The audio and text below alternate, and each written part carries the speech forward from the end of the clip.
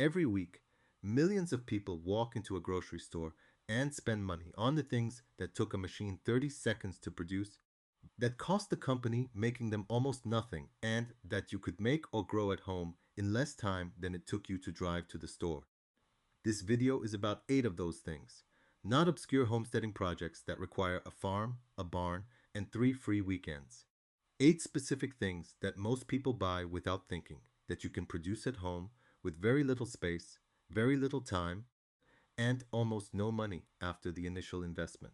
I started paying attention to what I was buying automatically, the things that went into the cart without a second thought a few years ago. Not because I was in financial trouble, because I started to notice how much of what I was buying was things I was perfectly capable of making, and somehow had just accepted that the store version was the only version. The first thing I stopped buying was fresh herbs. And then I realized the same logic applied to almost everything in the herb section, to the salad section, to the cleaning aisle, to the pharmacy's skincare shelves. The logic applied to more than I expected, and once I saw it, I could not stop seeing it. Today, I am going to take you through 8 things you are almost certainly spending money on every month that you could be growing or making at home. Some of them will save you a small amount. Some of them will save you hundreds of dollars a year. All of them will give you a better quality product than anything you can buy at any price point. And one of them, number 5, it costs the average household so much money every year that when I show you how simple the homemade version is, you will genuinely be annoyed that nobody told you sooner. Stick around because at the end, I am going to give you the exact order in which to start. Not all 8 at once. The specific sequence that makes starting these habits as easy as possible so you do not get overwhelmed and give up after day 3. Subscribe right now because this channel exists to show you the practical skills that convert grocery store spending into home production, and once you start, you will not want to stop. Let us start with the thing that has the most embarrassing cost to value ratio in the entire grocery store: a small plastic container of fresh basil, or fresh parsley, or cilantro, or chives. These are sold in portions that might last one meal, that begin wilting the moment you open the package, and that cost between $2 and $4 for an amount of herb that a single established plant would provide for free every week for months. A single basil plant in a 4-inch pot, costing approximately the same as one store package of basil, will produce more basil than most households can use in an entire season if kept properly trimmed, watered, and in adequate light. The math on buying fresh herbs from a grocery store makes no sense the moment you understand what a living herb plant actually costs. The herbs that give you the most value to grow at home are basil, parsley, chives, mint, cilantro, and thyme. Each of them can be grown in a windowsill pot, a small container on a balcony, or a dedicated herb bed in a garden. Ati basil needs heat and sun and will produce continuously if you pinch the flowers off the moment they appear.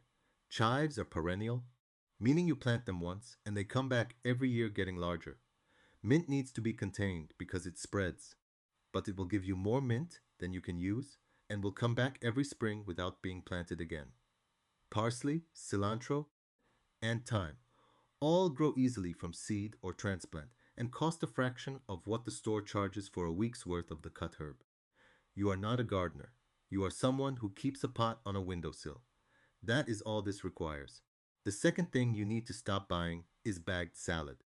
Bagged salad is one of the most expensive ways to consume vegetables that exists in a modern grocery store. You are paying for the greens, the washing, the spinning dry, the modified atmosphere packaging that slows the rot, the refrigerated transport, and the plastic bag that immediately goes in the bin. A bag of mixed salad greens that costs $4 at a grocery store typically contains the equivalent of 1 or 2 servings of greens and is already several days old by the time it reaches your refrigerator. A single head of lettuce grown in a 12-inch container on a balcony or a small garden bed will produce the same amount of salad material in about 30 to 45 days from transplant, cost a fraction of a dollar to grow from seed, and can be harvested as cut and come again leaves for weeks before the plant finishes. Even faster than growing full lettuce heads is growing microgreens, which are the seedlings of vegetables like sunflower, radish, pea, broccoli. Plantain and mustard harvested at the cotyledon stage, usually 7 to 14 days after planting. E-microgreens are sold at farmers markets and specialty grocery stores for $12 to $25 per pound, which makes them one of the most expensive foods per unit weight sold in the United States. A small plastic growing tray, a bag of seeds, and a sunny windowsill is all you need to produce the same microgreens at home for almost nothing per harvest. The nutritional concentration of microgreens is exceptional, with research showing many varieties contain several times more vitamins and antioxidants than the mature vegetable. You are spending $25 a pound on something you can grow in a tray on your kitchen counter in 2 weeks from seeds that cost pennies. Number 3 is bread, specifically sourdough bread. A quality Otson sourdough loaf at a bakery now costs between $7 and $14 depending on your city. A bag of flour, which is what you need to make that bread, costs less than $2 for enough flour to make multiple loaves. The difference between buying bread and making bread is not skill, though it does take a little practice. It is not time, in the active hands-on sense, because a sourdough loaf requires about 15 minutes of actual work spread over 2 days. The difference is the starter. A sourdough starter is a living culture of wild yeast and bacteria that you create once from flour and water. Break time at 0.05s. Keep alive with once or twice weekly feedings and use for the rest of your life to leaven bread. You make it once. You keep it alive. And it gives you access to a $12 artisan loaf for the cost of 2 cups of flour indefinitely. Creating a sourdough starter takes 5 to 7 days and requires only flour, water, and a clean jar. You mix equal weights of flour and water, leave it in a warm spot, discard half, and feed it again after 24 hours, and repeat for a week until the mixture is bubbling reliably, doubling in size after each feeding, and smells pleasantly sour. At that point, your starter is active and ready to use. Basic sourdough bread is flour, water, salt, and the starter. Nothing else. The wild yeast in the starter leavens the bread naturally. The bacterial culture creates the sour flavor and makes the bread far more digestible than commercial yeast bread through the fermentation process. The bread you produce at home from this system costs approximately 60 to 80 cents per loaf in ingredients. The bread you have been buying costs $12. That difference, multiplied by how often your household buys bread, is a significant annual number. Number 4 is herbal tea. Walk through the tea aisle of any grocery store and you will find boxes of dried plant material in paper bags, dotting cardboard boxes, with attractive packaging and wellness claims, selling for $5 to $10 per box, containing 15 to 25 servings. Those tea bags contain dried chamomile, dried peppermint, dried lemon balm, dried lavender, dried echinacea, dried hibiscus. All of these are plants you can grow in a backyard bed or a container garden, harvest in quantity, dry at home in a warm room or a food dehydrator, and store in glass jars that will give you far more tea than any box you will find at the store. The chamomile you grow and dry at home is fresher, more aromatic, and more medicinally potent than anything that has been sitting in a warehouse for months before reaching the shelf. The herbs that give you the most tea growing value are chamomile, peppermint, spearmint, lemon balm, lavender, echinacea, and hibiscus. Chamomile can be grown from seed and will self-seed in subsequent years, giving you a permanent chamomile patch that requires no annual planting. Lemon balm and mint are perennial, coming back every year with no intervention. Echinacea is a native wildflower that is perennial in most North American climates, producing both medicinal roots and medicinal flowers that can be dried for tea. To dry herbs at home, harvest in the morning before heat drives the essential oils down into the stem, bundle loosely, and hang upside down in a warm, dry place out of direct sunlight for 1 to 2 weeks. Store in airtight glass jars away from heat and light. The result is tea that costs almost nothing and is more potent and flavorful than anything in a box. Number 5 is household cleaning products, and this is the one I promised would surprise you with how much money is involved. The average American household spends approximately $250 to $500 per year on cleaning products, countertop sprays, bathroom scrubs, window cleaner, drain cleaner, flea cleaners, fabric softener. These are products with individual retail prices of $3 to $12 each that you replace regularly and that are, with very few exceptions, that made from simple chemical compounds that cost almost nothing to produce. White distilled vinegar costs approximately $2 per gallon. Baking sodas cost less than $1 per pound. Break time equals 0.5s. Castile soap costs $10 per quart but makes approximately 32 bottles of diluted cleaning solution.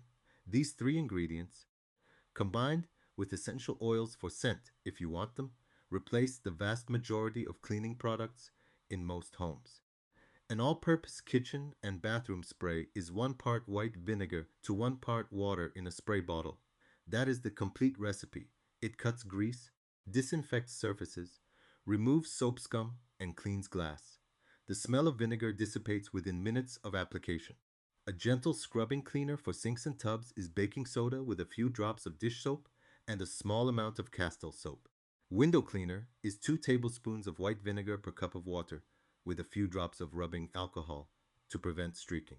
Night drain cleaner is baking soda poured into the drain followed by white vinegar, allowed to fizz for 15 minutes, then flushed with hot water. Fabric softener is white vinegar in the rinse compartment of your washing machine. Every product I just described costs a few cents per use. None of them contain the synthetic fragrances, preservatives, surfactants, and stabilizers that make commercial cleaners expensive and that you are inhaling every time you use them in an enclosed space. Number 6 is kombucha. Bottled kombucha now costs between $4 and $6 for a single 16-ounce serving at most grocery stores and health food shops. If you drink kombucha regularly, or if you would like to because you know it supports gut health, you are looking at a potential habit that costs $100 to $200 a month at retail prices. Comp kombucha is fermented tea made by adding a SCOBY, which stands for symbiotic culture of bacteria and yeast, to sweeten tea and allowing it to ferment for 7 to 14 days at room temperature. A single gallon batch of homemade kombucha, which produces approximately 8 to 10 16-ounce servings, costs approximately $1.50 in ingredients, tea, sugar, and a SCOBY, which is a one-time acquisition that reproduces itself with every batch. The $4 to $6 bottle you have been buying is something you can make for 15 cents per serving. Brewing kombucha at home requires a large glass jar, a cloth cover, a SCOBY, and patience. You brew sweet tea, a gallon of water with 4 to 6 tea bags and a cup of sugar. Let it cool to room temperature. Add the SCOBY and 2 cups of finished kombucha from a previous batch or a store-bought bottle as a starter. Cover with a cloth to allow airflow and leave at room temperature for 7 to 14 days, depending on how sour you want it. At the end of that fermentation period, you have a gallon of kombucha that you can bottle and refrigerate. The SCOBY grows with each batch, that tea producing a baby SCOBY that you can share with friends, used to start a second brewing vessel, or compost. A single SCOBY, once obtained from a friend who brews or purchased once, for approximately $5 to $10, he produces unlimited batches of kombuchas for the rest of your brewing life. The math on continuing to buy bottled kombucha at retail prices is impossible to justify once you know this. Number 7 will surprise some people and seem obvious to others. Skincare products.